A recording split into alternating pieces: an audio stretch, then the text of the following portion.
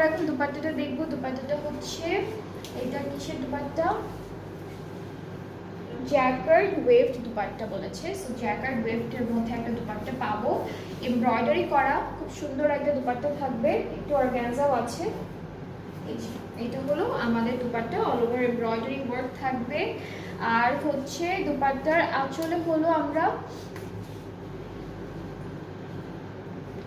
এটা হচ্ছে দুপাট্টার পাড়ে আঁচলে এরকম ডিজাইন করে বসাবেন, পাড়েও কিন্তু বসবে, একটা একটা করে পাড়ে বসবে, লম্বা লম্বা করে আঁচলেও বসবে। আর এই যে আঁচলের প্যানেলটা কিন্তু অনেক বিশাল একটা প্যানেল দিয়েছে, যেটা আলাদা করে দেওয়া, এটা খুব পিচি পিঙ্ক কালারের মধ্যে এটা আঁচলে বসবে।